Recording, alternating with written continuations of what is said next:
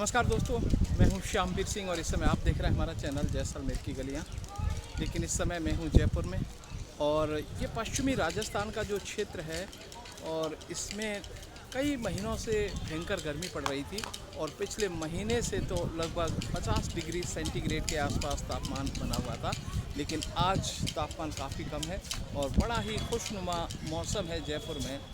और मेरे पीछे आप जो देख रहे हैं ये है जयपुर का जंतर मंतर।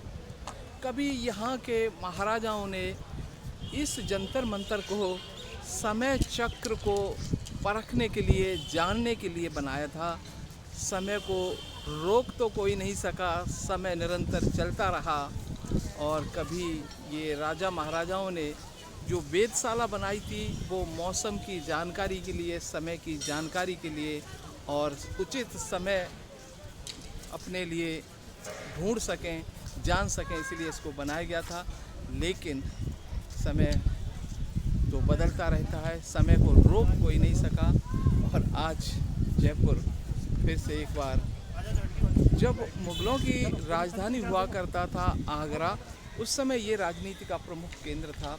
लेकिन जयपुर धीरे धीरे, जो जयपुर की जो सत्ता थी वो यहाँ के महाराजाओं की थी और वो सत्ता का नियंत्रण दिल्ली से होता था।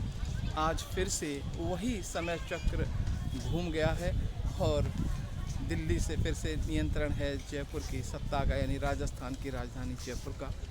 तो यहाँ पर जिस तरह से हम कहें कि पूर्व में अशोक गहलोत का जो समय था, उस समय भी दिल्ली का बहुत ज़्यादा दखल था जयपुर में। और फिर से एक बार दिल्ली ने ही तय किया राजस्थान का मुख्यमंत्री कौन होगा। तो ये वेधशाला हैं और ये जो समय को चक्र को परखने के लिए जो बनाई जाती हैं, ये समय को ना तो कोई रोक सकता है, ना समय को कोई बदल सकता है। जिसने भी समय को जानने का प्रयास किया है वो अधूरा ही रहा है। तो ये जंतर मंतर बहुत सारा मौसम की जानकारी के लिए, समय की जानकारी के लिए ये यहाँ पर बहुत सारे यंत्र बनाए गए हैं।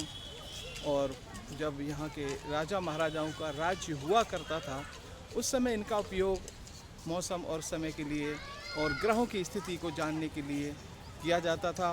लेकिन ये आज विश्व धरोहर बन चुका है। बड़े ही अद्भुत यंत्र बने हुए हैं, ऊंचे ऊंचे, जिन पर 2 सेकंड के समय का, यानी सही समय का ज्ञान ये यंत्र करा सकते हैं हमें। ऐसे अच्छे यंत्र हैं।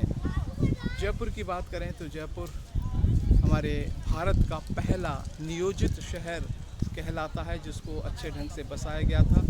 और जयपुर जो बसा हुआ है वो कहते हैं कि ये गुलाबी नगरी 1776 में जब प्रिंस अल्बर्ट आए थे तो उनके स्वागत के लिए इस जयपुर को गुलाबी रंग से रंगा गया था।